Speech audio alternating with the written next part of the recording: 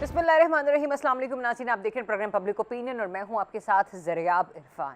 नाज़रीन, मशरिक़ वुस्ता में कशीदगी के खात्मे के लिए पाकिस्तान की मुसलसल सिफारतकारी जारी है और पाकिस्तान कोशिशें कर रहा है कि मामलात मुज़ाकरात से ही हल। अमरीकी सदर डोनाल्ड ट्रंप ने आज सुबह से आबनाए हुर्मुज़ में फंसे हुए जहाज़ों को निकालने के लिए कोशिशें शुरू करने का ऐलान कर दिया है।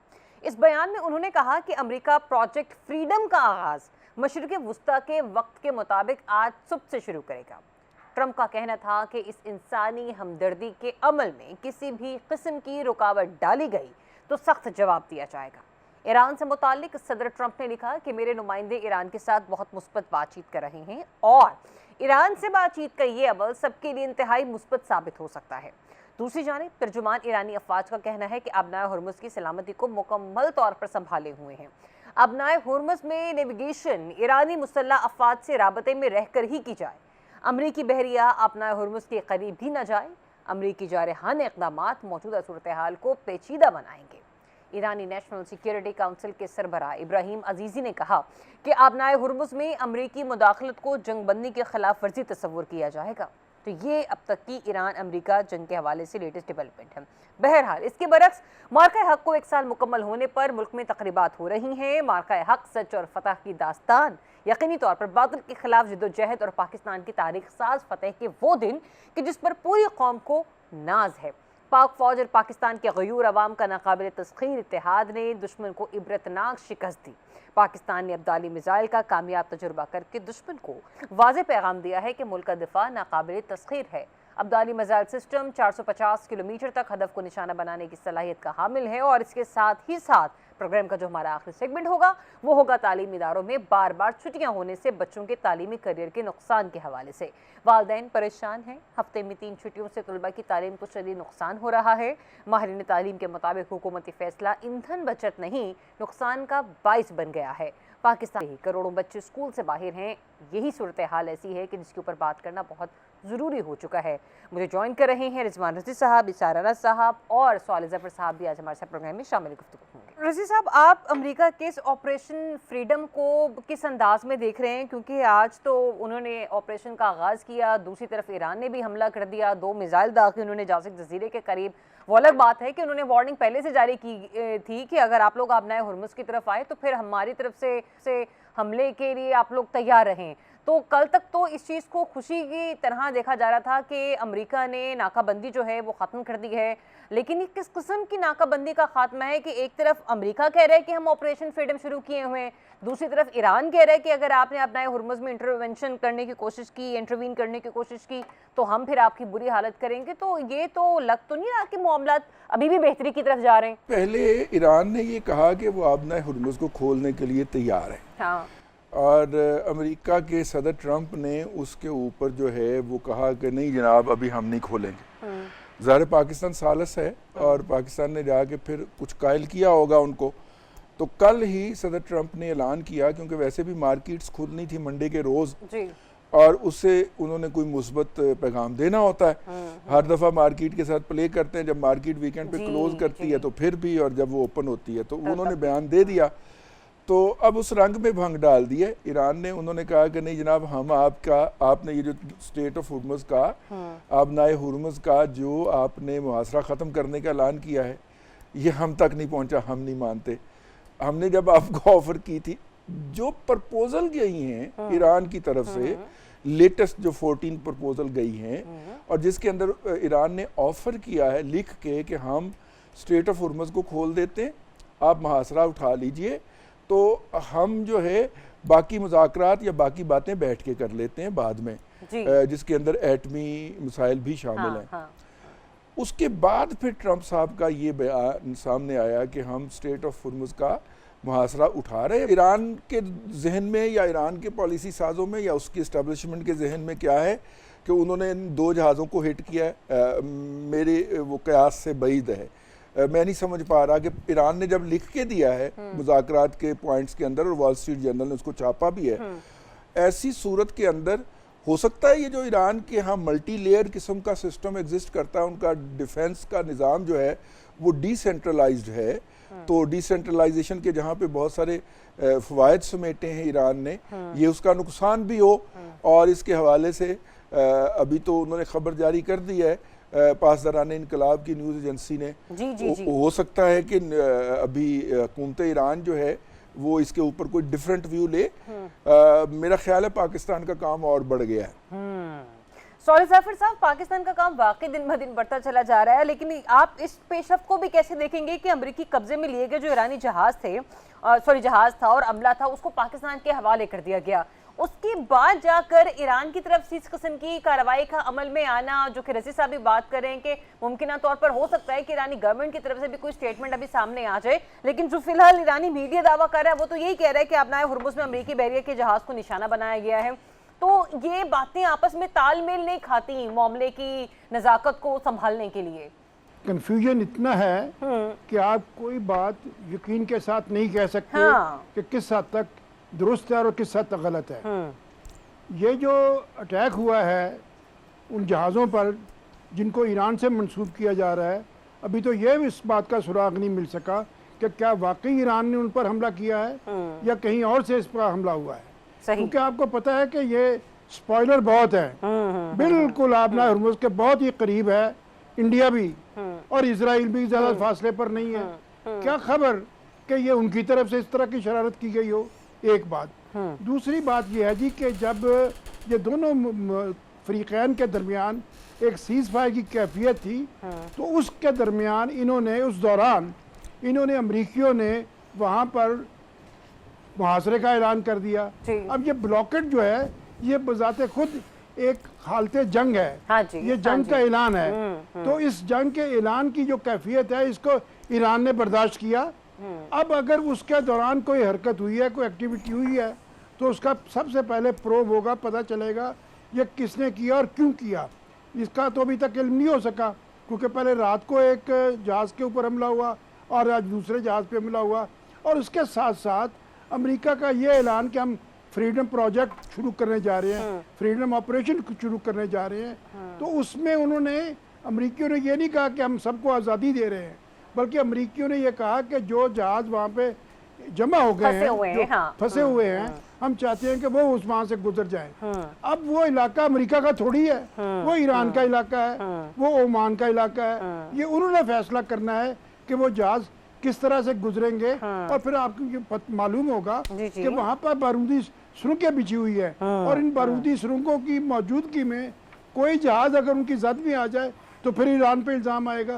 तो इसलिए इसको रेगुलेट जो करना है वो ईरान ने करना है। इसलिए एक तो यह है कि उनका इलाका है, दूसरा यह है कि उनकी वहाँ पे फौज बैठी हुई है, तीसरा यह है कि उन्होंने वहाँ पर सुरंगें बिछाई हुई हैं। और सुरंगें इसलिए नहीं बिछाई कि उसका शौक था, सुरंगें इसलिए बिछाई थी कि मुसलसल पिछले 2 महीने से अमेरिका ये उनको धमकी दे रहा था कि हम आपके साहिल पर कब्जा करेंगे, हम फौज उतारेंगे।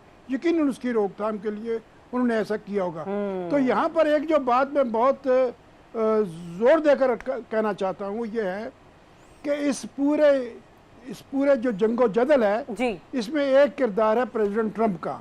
और प्रेसिडेंट ट्रंप के बारे में एक बात पूरे यकीन से कही जा सकती है कि उनके लिए कोई बात पुर यकीन है ही नहीं। कोई खबर नहीं कि वो किस वक्त क्या बात कह दें, किस वक्त वो क्या हरकत करे। आज से कोई तकरीबन 24 घंटे पहले या 36 घंटे पहले वो ईरान के ऊपर हमले की बात कर रहे थे, ईरान को तबाह बर्बाद करने की बात कर रहे थे। और इस दौरान एक स्टेज ऐसी आई कि उन्होंने कहा नहीं, ईरान की तरफ से मुस्बत इशारे आ रहे हैं, मेरे लोग उनके साथ बातचीत कर रहे हैं, मुज़ाकरात कर रहे हैं। और उसके बाद फिर उन्होंने ये तल्ख बातें करनी शुरू कर दी हैं। लिहाजा ये जो दुनिया का अमन है, दुनिया की माईशत है, दुनिया की भलाई है, दुनिया का सुकून है, वो ऐसे शख्स के हाथों में है जिसके बारे में एक बात आप सर्टेनिटी से कह सकते हैं कि उनकी कोई बात सर्टन नहीं है। ठीक है साले साहब। राना साहब, कितना ताज्जुब वाला लगता है ना ये जुमला सुनना डोनाल्ड ट्रंप के मुंह से कि जब वो कहें कि इंसानी हमदर्दी के अमल में किसी भी किस्म की रुकावट डाली गई तो सख्त जवाब देंगे। ये वो अपने ऑपरेशन फ्रीडम के हवाले से कह रहे हैं, फंसे हुए जहाज़ों के हवाले से। वही डोनाल्ड ट्रंप जो कि मुख्तलिफ ममालिक में, जिन्होंने वेनेजुएला का क्या हाल किया, फ़लस्तीन का क्या हाल किया, गज़ा का क्या हाल किया, और अब ईरान की तबाही के उसके ऊपर भी वो जो है ना वो जश्न मना रहे होते हैं। तो सर फिर किस तरीके से हम मामलात में बेहतरी की जानी बढ़ेंगे, क्योंकि मीडिएटर का रोल तो पाकिस्तान प्ले कर रहा है, लेकिन अगर दोनों तरफ से फिर कहें तहम्मुल मिजाजी का मुजाहरा नहीं करेंगे और एक दूसरे की बात को अहमियत नहीं देंगे, तो ये हालात तो जूं के तूं रहेंगे। देखिए, किसी की एक ट्वीट से ना आपने हरमस बंद होगी ना एक ट्वीट से खुलेगी। अच्छा, इसका एक प्रोसेस है। ये ऐसे नहीं है कि शाम को अचानक डोनाल्ड ट्रंप साहब कोई रंगीन सा क्या नाम है मशरूब पिए और उसके बाद वो लड़खड़ाती जबान से कहें कि जी मैंने ट्वीट कर दिया है। वो ट्वीट तो नहीं करते, वो दूसरा सोशल मीडिया इस्तेमाल करते हैं। मैंने कह दिया है कि सुबह आपने हरमस खुल जाएगी। तो कोई आपने हरमस है ये कोई मतलब बच्चों का स्कूल नहीं है जिसकी चाबी प्रिंसिपल के पास है, वो जब चाहे खोल दे और जब चाहे बंद कर दे। अगर कि आपने हरमस आज खुल भी जाए तो it will take 3 months at least इसकी सफाई होने में और इसको क्लियरेंस सर्टिफिकेट मिलने में। क्या अब ये क्लियर है? ठीक है ना। जो इस तरह थोड़ी वहां बारूदी होंगे जो है रात को ट्रंप ट्वीट करे। मैं अभी पढ़ रहा था वो कहीं बारिश हुई है तो उससे पता नहीं कितने फीडर ट्रैप कर गए, तो मैं पढ़ रहा था कि पता नहीं कितने फीडर जो है ट्रंप कर गए। तो मैंने कहा कि ये फीडर भी ट्रंप कर जाते हैं जरा सी बारिश हो तो मैं अब असल चीज ये है कि जनाब ट्रंप साहब के ट्रंप होने से या कुछ होने से फर्क नहीं पड़ेगा। आप जब तक मुकम्मल तौर पे श्योरिटी ये नहीं देंगे कि आपके दिमाग का खन्नास और कीड़ा बार बार नहीं उठेगा, ईरानियों ने पीछे नहीं होना। और ये जो हमारे अंदर शायद ये कहीं है ना कि उनके हायरार्की में कहीं कोई फर्क है, यानी कि पॉलिटिकल साइड एक साइड पे और वो एक साइड पे, ऐसा नहीं है। वो जो डिसीजन लेते हैं वो एक कॉन्सेंसस से लेते हैं। और दूसरी बात ये कि पासदाराने इनकलाब कभी भी अपने आप को ये नहीं समझ सकते कि वो फैसलों में आजाद हैं। वो पॉलिटिकल क़यादत की मर्जी के बगैर एक कदम आगे नहीं बढ़ा सकते। एडे चूचे काके नहीं गए हो कि वो जनाब अली, नहीं तो ईरान में कब की जो है ना रिजीम चेंज हो गई होती। चलें, ये तो आने वाला वक्त ही बताएगा, लेकिन इस वक्त जो खबरें हैं ईरानी मीडिया के हवाले से वो बाइसे तशवीश तो हैं ही, क्योंकि अगर सूरत हाल ऐसी ही रही तो फिर इतनी जल्दी ना तो अपना हुर्मुज़ का कंट्रोल जो है वो नॉर्मलाइज होता हुआ नज़र आ रहा है और ना ही खत्े के मामला जो हैं वो बेहतरी की जानिब जाते हैं। अलबत्ता पाकिस्तान अपनी कोशिशें जारी रखे हुए। एक ब्रेक लेते हैं, ब्रेक के बाद आपको फिर से ज्वाइन करेंगे। Welcome back once again. नाज़रीन, मार्का हक में पाकिस्तान की शानदार फतेह पर मुल्क भर में तकरीबात जो हैं वो जारी हैं। मुख्तलिफ सूबों में, मुख्तलिफ शहरों में वन बाय वन जो है ना इस किस्म की जो एक्टिविटीज़ हैं, ये जो इवेंट्स हैं वो ऑर्गेनाइज हो रहे होने भी चाहिए। जाहिर सी बात है, जिंदा कौमें जो हैं वो इसी तरीके से अपनी फतह का जश्न मनाया करती हैं। और फिर जिस तरह से जो हमारे खत्ते में सूरत हाल इस वक्त रूनुमा है, ऐसे में हमें दुश्मन को ये बावर कराना होगा कि वो जिससे पंगा लेना चाह रहा है वो बहुत एक मजबूत मुल्क है, उसकी कौम जो है वो मुत्तहिद है। सियासी इख्तलाफात हमारे कुछ भी हों, लेकिन जब हम लोग अपनी आई पर आते हैं, या यूँ कह लीजिए कि जब कोई हमारी अस्करी क़यादत की तरफ मैली आँख से देखता है तो फिर हम सब मुत्तहिद हो जाते हैं। और फिर एक के बाद एक जिस तरीके से पाकिस्तान अपनी दफ़ाई सलाहियतों को मजबूत कर रहा है, वो भी जो है वो काबिल तारीफ़ है। पाकिस्तान ने अब्दाली मिसाइल का कामयाब तजुर्बा किया है माशाल्लाह, इसको भी आज हम डिस्कस करेंगे। राना साहब, जाहिर सी बात है जिंदा कौमें अपनी जो फतह का जश्न है उसे जिंदा दिली के साथ मनाया करती हैं। मुख्तलिफ स्कूलों में इस किस्म की एक्टिविटीज़ का इनेकाद होना और रियासती सतह पर भी इस किस्म की छोटी मोटी तकरीबात का इनेकाद किया जाना, जो इस वक्त हम लोग देख रहे हैं खित्ते में सिचुएशन, सर ऐसे में इस किस्म के इवेंट्स का ऑर्गेनाइज होना और अपनी कामयाबी का जश्न मनाना एक मुत्तहिद और मुनज़्ज़म कौम के लिए कितना ज़रूरी है? दुनिया में मिस कैलकुलेट कर रही थी, लेकिन हमने 4 दिन की जंग में उन्हें ये बता दिया कि हम अल्हम्दुलिल्लाह अपने वतन की मिट्टी की हिफाजत करना जानते हैं और जो नापाक आंखें हमारे तक उठेंगी उन्हें निकालना भी जानते हैं। भारत जैसे ताकतवर, भारत जैसे पहाड़ को हमने रेजा कर दिया और आज दुनिया में हमारा तशख्खुस बिल्कुल डिफरेंट है।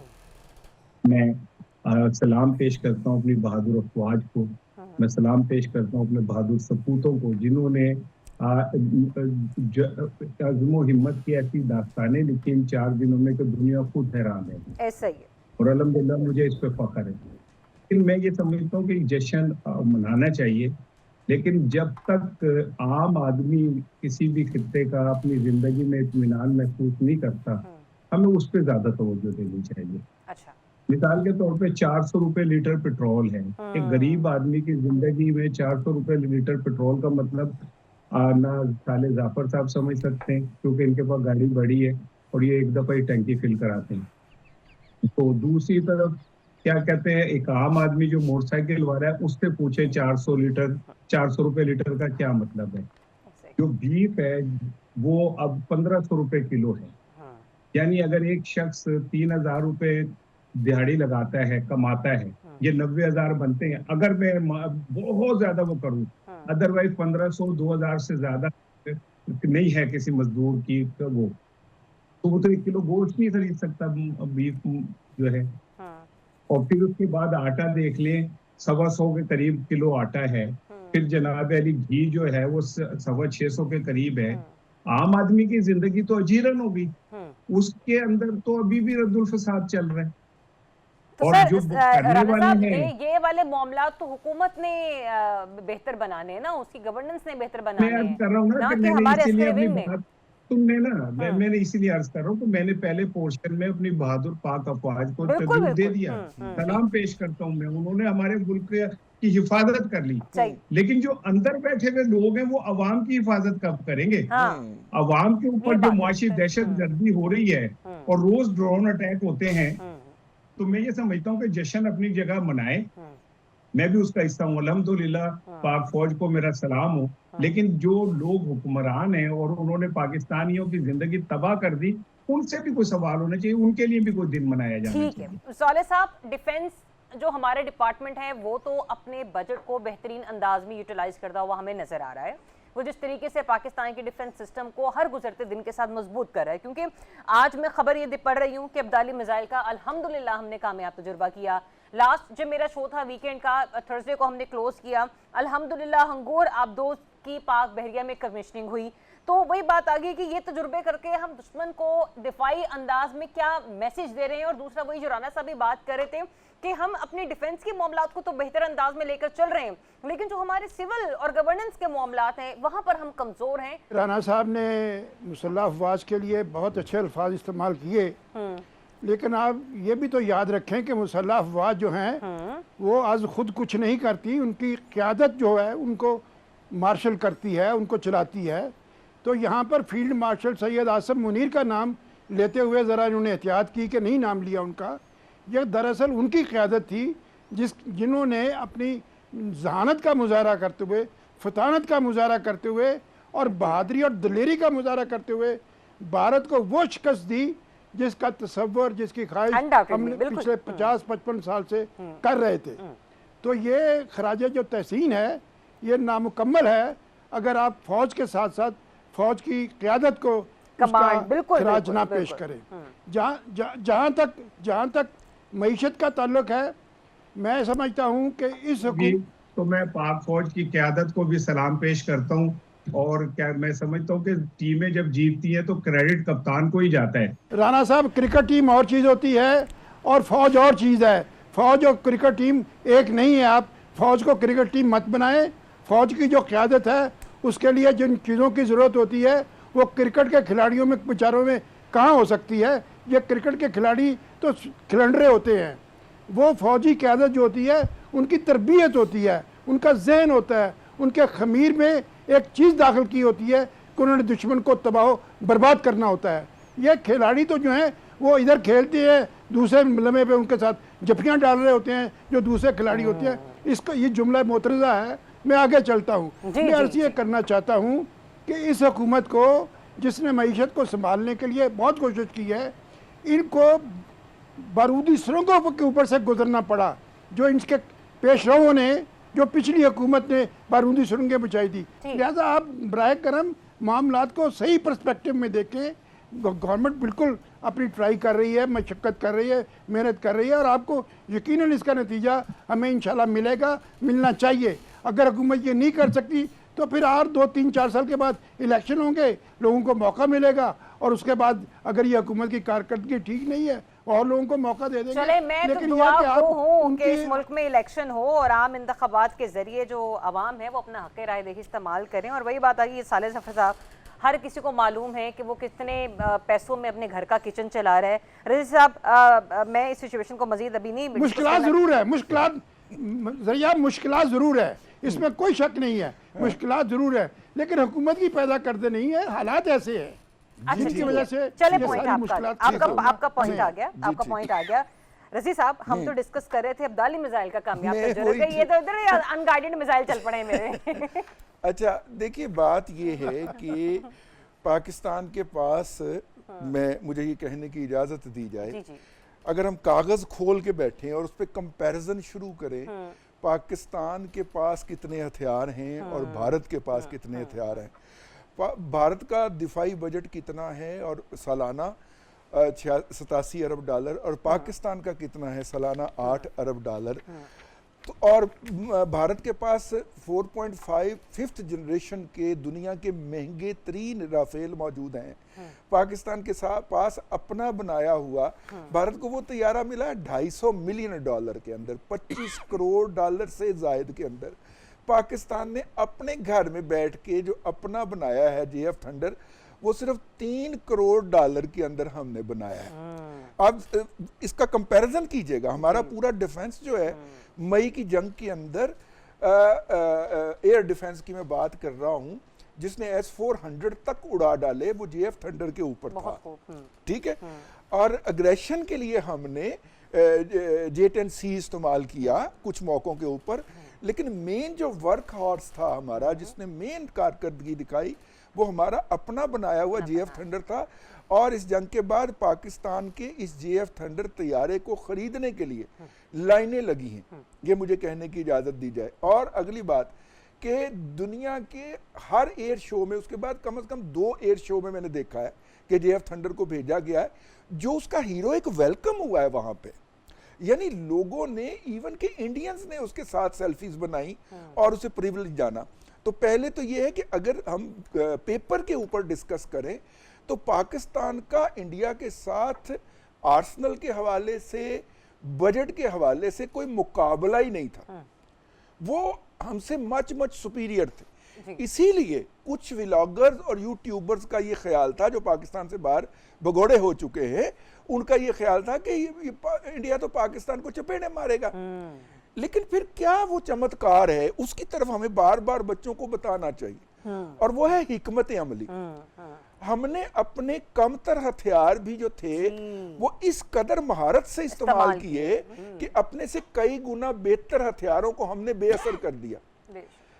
दुनिया की जंगी तारीख में ऐसा नहीं हुआ कि जंग के दौरान ऐलान जंग का भारत ने किया था, और जैसे ही 6 और 7 की दरमियानी रात हमने भारत की एयरफोर्स को फेंट लगाई और उसका प्राइड जो राफेल था उसको गिराया, तो भारत जो था अपनी पूरी, हम इसी प्रोग्राम में बैठे हुए थे। मैं उन दिनों पाकिस्तान में मौजूद नहीं थी, मैं टर्की थी अपनी फैमिली के साथ, और अल्हम्दुलिल्लाह हर एक होटल के अंदर यही डिस्कशन थी। जब आप आपस में मिलते थे और अपने आप को वैसे पाकिस्तानी इंट्रोड्यूस करवाते थे, वो एक बहुत बड़ा प्राउड मोमेंट था हमारे लिए। चेहरों पर मुस्कुराहटें आ जाए। मैं करना चाहता हूँ रज़ी साहब की बात को आगे बढ़ाते हुए एक नुक्ता, पाकिस्तान की एयरफोर्स ने उनके 7 तैयारे गिराए थे और उनके 10 या 12 तैयारों को लॉक किया था, और पाकिस्तान की कमांड ने मना कर दिया कि इतनी बड़ी तादाद में उनके तैयारे मत गिराए, ये इससे बहुत बड़ी एस्केलेशन हो जाएगी।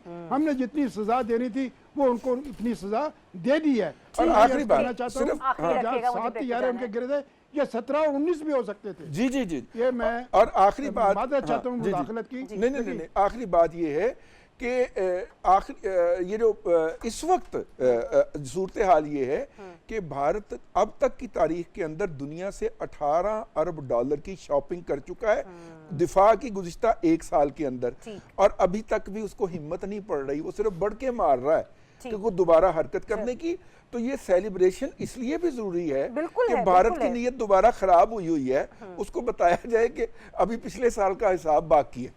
चले नाज़रीन, एक ब्रेक लेते हैं। मतलब हमारी कोशिश होगी कि मार्का हक को अगर हम मुख्तसर सा भी अपने प्रोग्राम में टाइम दे सकें तो ज़रूर रोज़ाना की बुनियाद के ऊपर इसके ऊपर डिस्कशन हो, चाहे मुख्तसर ही सही। एक ब्रेक लेंगे, ब्रेक के बाद आपको फिर से ज्वाइन करेंगे। स्टे नाज़रीन, सिचुएशन ऐसी है कि तालीमी इदारों में जिस तरीके से बच्चों की छुट्टियों का मामला इस वक्त हम देख रहे हैं कि 3 दिन बच्चे जा रहे हैं, 3 दिन बच्चे नहीं जा रहे हैं। कुछ स्कूल ऐसे जहाँ पर 4 दिन जा रहे हैं, फिर 2 दिन नहीं जा रहे हैं, कहीं पर 5 दिन जा रहे हैं, 2 दिन नहीं जा रहे हैं। वहाँ पे चाहे प्राइवेट स्कूल्स एसोसिएशन हों या फिर जो एजुकेशन एक्सपर्ट हों, वो अपनी एक माहिराना राय रखते हैं और वो हुकूमत के इस फैसले को ईंधन की बचत नहीं बल्कि बहुत बड़ा नुकसान करार दे रहे हैं। मेरी गुजारिश होगी कि प्रिसाइज रहिएगा, लेकिन मैं चाहूँगी कि बेहतरीन तरीके से हम इसके ऊपर बात करें, टू द पॉइंट। रज़ी साहब, आप हुकूमती इन फैसलों से तालीमी इदारों का और बच्चों के एजुकेशन का किस हद तक होता हुआ नुकसान देख रहे हैं? देखिए, मैं तो अब इस सिस्टम का बहुत बड़े अरसे से नाकद हूँ। ये जो 3 माह की छुट्टियाँ हैं या सर्दियों की जो 2 हफ्ते की छुट्टियाँ हैं, ये तब की मुरव्वज हैं जब यहाँ पे ब्रिटिश इम्पीरियलिज्म होता था। 3 माह की छुट्टियाँ उस वक्त गोरे जजेस को और गोरे अफसरों को इसलिए चाहिए होती थी कि उन्होंने वापस अपने वतन जाना होता था। हमारे यहाँ तो कोई ऐसी बात नहीं है होती। और वैसे भी हमने अपने बचपन तक 8 या 10 जून को हमारे यहाँ छुट्टियाँ होती थी। अनाउंसमेंट अब भी होती है, लेकिन अब सोशल मीडिया के ज़रिए अगर शेड्यूल देखें हम निकाल के, जो प्रोटोकॉल में लिखा हुआ है रेड बुक में, ग्रीन बुक में, उसमें अब भी 10 जून को ही छुट्टियां होनी चाहिए। लेकिन आप देखिएगा 20 मई को शोर मचना शुरू हो जाएगा, गर्मी बहुत हो गई, बच्चे बड़े नाजुक होते हैं। हाँ। भाई, आप छोटे बच्चों को मत भेजिए। अच्छा, मेरा इख्तिलाफ है यहाँ पे रज़ी साहब, 1 मिनट। आप कह रहे हैं आप छोटे बच्चों को ना भेजिए, मेरा मानना यह है कि जो टीचर्स ये कदगन लगा देते हैं स्कूल्स कि आप ऑनलाइन क्लासेस दें। सर, छोटे बच्चों का दिमाग भी छोटा ही होता है। ऑनलाइन क्लासेस का तो लॉजिक ही नहीं बनता या व्हाइट बोर्ड के थ्रू उनके साथ कम्युनिकेट नहीं करेंगे ना, फिर बच्चे नहीं समझ पाएंगे। बजाय इसके कि वो स्टूडेंट्स जो मोटरसाइकिल्स या गाड़ियों पे, जैसे कॉलेजेस के बच्चे हो गए, यूनिवर्सिटीज के हो गए, आप उनको ऑनलाइन क्लासेस देना। हर बच्चे के हाथ में मोबाइल फोन है, हर बच्चे के पास टैब है। छोटे बच्चों के वालिदैन के पास सर ये सहूलतें मौजूद नहीं है ना, उनके दिमाग इतने गरीब लोगों के हाँ ये सहूलतें वैसे भी नहीं है। लेकिन अर्ज ये करना था कि अगर उन्हें गर्मी लगती है ना, फिर तो उन्हें जरूर भेजना चाहिए, क्योंकि उन्होंने अपनी सारी जिंदगी भी इसी एनवायरनमेंट के अंदर इन्हीं कमरों में गुजारनी है। हाँ, बिल्कुल ऐसा ही है, बिल्कुल तो ऐसा ही है। उनके अंदर भी तो थोड़ी सी पैदा हो ना, कुव्वत मुदाफियत पैदा होने दीजिए अगली नस्ल के अंदर। ये 3 माह की जो छुट्टियां हैं, इनको तो वैसे ही खत्म होना चाहिए। हाँ। और सर्दियों की छुट्टियों की लॉजिक क्या बनती है? सर्दियों की छुट्टियां इसलिए रखी गई थी कि हैप्पी न्यू ईयर के ऊपर जो गलगला मचाते थे और 25 दिसंबर के ऊपर जो हल्ला गुल्ला करते थे, उससे वो थका जाते थे। तो इसलिए उन्हें वो 2 हफ्ते की छुट्टियां चाहिए होती थी। क्योंकि हमारे पास तो ये गलगला मचाने के लिए या हल्ला गुल्ला करने के लिए कोई वसाइल ही नहीं है। तो लिहाजा ये सर्दियों की छुट्टियां भी खत्म करें और गर्मियों की छुट्टियां भी खत्म करें। मौसम के बायस जो है वो स्कूल बंद नहीं होने चाहिए। बच्चों को आदत पड़नी चाहिए इस एटमॉस्फेयर के अंदर सरवाइव करने की। ये इस एटमॉस्फेयर में सब सरवाइव करेंगे तो मुस्तकबिल के अंदर सेहतमंद लोग बनेंगे। चलें राना साहब, अगर मैं यहाँ पे बहुत सारी चीज़ों को डिस्कस करूँ ना, तो मैं कहती हूँ शायद 1 घंटा भी कम पड़ जाए कि हुकूमत क्या क्या इक़दाम उठाए तो हमारा एजुकेशन सिस्टम स्ट्रांग हो सकता है। लेकिन सर, सबसे बड़ा जो कहत का मकाम आ जाता है या मामला आ जाता है सर, वो तो ज़रूरत से ज़्यादा छुट्टियाँ हैं ना। अभी एक साहब कोई बात कर रहे थे कि इसी महीने कोई 11 छुट्टियाँ बन जाती हैं मई के महीने में ही। तो वो छुट्टियाँ जो हुकूमत ने देनी उससे अलग सर दीगर फलानी छुट्टी, हमारे तो बचपन में हमें इतनी छुट्टियाँ नहीं मिली जितनी अब मिलती हैं। आप जेलस? देखिए, मैं रजी साहब की बात से ना आगे बढ़ाऊंगा। इन्होंने बहुत अच्छी एक बात की है और मैं इसका दूसरा एंगल देता हूँ। वो बच्चे जो जून जुलाई के अंदर कारखानों में, ठेलों पे, सड़कों पे, फैक्ट्रियों में काम करते हैं, वो इंसान के बच्चे नहीं है। वो किसी मतलब उनको कोई हक हासिल नहीं है कि कोई इंसानी हकूक का। जो गर्मियों की छुट्टियों में बसों के बाहर अखबार बेचते हैं या क्या नाम है चने बेच रहे होते हैं, क्या वो इस कौम के बच्चे नहीं है? कौम के बच्चे वही हैं जिनके वालिदैन फीसें दे सकते हैं। क्या हमारा उन बच्चों का इस मुल्क के ऊपर कोई हक नहीं है? और दूसरी बात यह है, 3.25 करोड़ बच्चे आपके ऑलरेडी स्कूलों से बाहर हैं। आप 2 लाख के चूहे पैदा कर रहे हैं और बाकी बच्चों को आप पढ़ने नहीं दे रहे। ऑनलाइन पढ़े थे बिजली कितने जेडी तुसी ऑनलाइन पढ़ाओगे? कितने बच्चे हैं सरकारी स्कूलों के जिनके पास टैब है, ये जिनके पास कंप्यूटर है? पता नहीं कहां से। एक तो मुझे लगता है कि हमारे चूंकि हुक्मरान पढ़े लिखे नहीं है तो इन्हें तालीम की अहमियत का भी अंदाजा नहीं। एक बात मैं पॉइंट आउट कर दूं, सीएसएस का रिजल्ट आया है, ठीक है, सबसे सुपीरियर एग्जाम होता है पाकिस्तान के अंदर, मतलब कि सोसाइटी की करीम चुनी जाती है सर। उसमें मेजॉरिटी आप देख लीजिए जाके गवर्नमेंट स्कूलों के बच्चे हैं।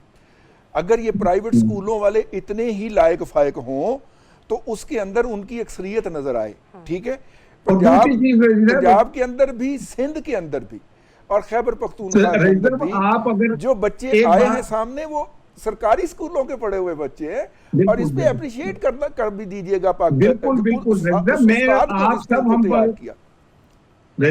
आप सब हम सरकारी स्कूलों के पढ़े हुए, टाट स्कूलों के, हमको एचएसएन के पढ़े हुए। लेकिन आप देखें सीएसएस का तरीकाकार, जिन लोगों ने हम पे रूल करना है ना, हमारे बच्चे कहां से आगे फेल हो जाते हैं इंग्लिश ऐसे के ऊपर, वहां पे आके वो रह जाते हैं। टॉपर के नंबर भी 40 ही आए हैं ऐसे में से, जो टॉपर है ना बच्चा। मैं वैसे एक बात इस तरह का इन्होंने एक मैकेनिज्म। और तीसरी बात ये कि ये जो हमारे वालिदैन है गरीब, मेरे जैसे एहसास कंपनी के मारे हुए वालिदैन जो कहते हैं हमारे बच्चे इंग्लिश बोलें, मुंह इंग्लिश टेढ़ा करके उन्हें इंग्लिश बोलनी आनी चाहिए, उसके लिए वो अपनी सब कुछ दांव पे लगा देते कि हमारे बच्चों को किसी तरह इंग्लिश बोलनी आ जाए। एहसास कंपनी की मारी भी कौम है ना, तो इसलिए अच्छे स्कूलों में पढ़ाएं। 3-3 महीने की हम फीसें किस चीज की दे देते हैं भाई, जब बच्चे पढ़ ही नहीं रहे। वालिदैन का मुआशी इस्तेसाल जो इतना बड़ा होता है उसका कौन जिम्मेदार है? तो मैं ये समझता हूँ कि ये छुट्टियां होनी चाहिए, मुनासिब होनी चाहिए, जिससे बच्चे ज़हनी तौर पे अपने आप को रिलैक्स फील करें। ठीक है, ये ना हो कि वो इतने लेथार्जिक हो जाए कि उन्हें स्कूल से नफरत हो जाए। बच्चे को लेके जाए, उनको कहे मेरी याददाश्त गुम हो गई, ये इमारत कौन सी हो गई, उसके पुत्र पिछले साल तो ऐसे स्कूल ही दाखिल हो जाते हैं। सालिह जाफर साहब, क्या तजवीज़ देंगे आप हुकूमत को या हमारे एजुकेशन सिस्टम को कि किस तरीके से वो इन छुट्टियों को, इन वेकेशंस को मैनेज करे, क्योंकि ऑलरेडी बच्चों की तालीम का बहुत नुकसान हो रहा है। मैं अपने दोनों रफ़क़ाए गुफ्तगू का जो मौक़िफ़ है उसकी मुकम्मल तायद करते हुए ये कहना चाहता हूँ कि ये जो अभी नया रुझान आया है छुट्टियों का और जो ऑनलाइन क्लासेस का है, ये इल्म दुश्मनी है। मैं दयानतदारी से ये कह रहा हूँ कि ये इल्म दुश्मनी है। ये जो छोटे बच्चों का ख़ास तौर पे जो इनको कहा जाता है कि वो टैबलेट पे बैठे हैं और ये मोबाइल पे बैठे हैं, उसके नतीजे में वो पता नहीं ऑनलाइन क्लासेस अटेंड करते हैं या नहीं करते, लेकिन और खराबात उसमें देखते हैं। और उनकी वो उम्र है जिसमें उनको खराबात नहीं देखनी चाहिए। मैं आपसे मुत्तफिक हूँ कि ये छुट्टियों का जो इतना लंबा चौड़ा सिलसिला है इसको ख़त्म होना चाहिए, वन टू ऑल ख़त्म होना चाहिए। ये 2 महीने की छुट्टियों का भी कोई तसव्वुर नहीं है, ये सर्दियों की छुट्टियों का भी कोई तसव्वुर नहीं है।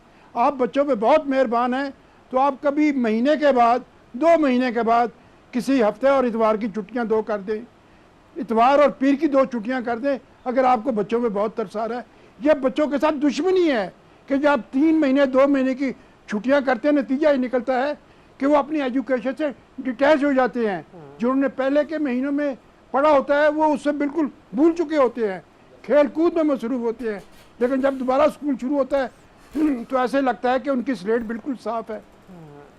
अगर मौसमों का ही ताल्लुक है पढ़ाई से, तो हजूर पाकिस्तान में बरसात का मौसम, जी बारिशें हो रही हैं, वो छुट्टियां चाहिए। गर्मी सख्त है, छुट्टियां चाहिए। सख्त सर्दी है, छुट्टियां चाहिए। तो मतलब ये हुआ कि सिर्फ बाहर का मौसम रह गया है पीछे, जो बाहर के 8 हफ्ते रह गए जिनमें पढ़ाई हो सकती है, और उनमें भी बीमारियां बाज़ बहुत फैली होती हैं। अर्ज यह है कि ये चौंचले ख़त्म होने चाहिए, यूनिवर्सिटियों में होना चाहिए। हजूर गुजारिश ये है कि दुनिया तालीम के ज़रिए से बहुत आगे निकल गई है, और आप खुदा के लिए इस मुल्क को बचाएं। और ये छुट्टियों का जो नया फैशन है, ये जो मर्ज लाहक हो गया है, इसको ख़त्म करें। इस कैंसर का खात्मा बहुत ज़रूरी है। बिल्कुल ऐसे ही देखें, जब से ये जो तालीम का मामला है ना, 18वीं आईनी तरमीम के बाद सूबों को मुंतकिल हुआ, उसमें मैं चूंकि सूबे पंजाब में रहती हूँ तो मैं तो अपनी सीएम साहबा से गुजारिश करूँगी, उन्हीं से रिक्वेस्ट होगी कि काइंडली जब आप डिफरेंट मामलात के ऊपर नज़रसानी कर रही होती हैं तो एक सेशन इसके ऊपर भी लगाइए कि एजुकेशन सिस्टम को कैसे स्ट्रॉन्ग कर सकते हैं। और मेरी कोर आपसे रिक्वेस्ट ये भी है कि अमूमन यूनिवर्सिटीज़ में होता ये है कि फ़र्ज़ करें कोई बच्चा वहाँ पे तालीम हासिल कर रहा है, एक क्लास उसकी सुबह 9:30 बजे लगती है, ठीक है, उसका जो दूसरा जाके पीरियड होता है वो होता है 1:30 बजे।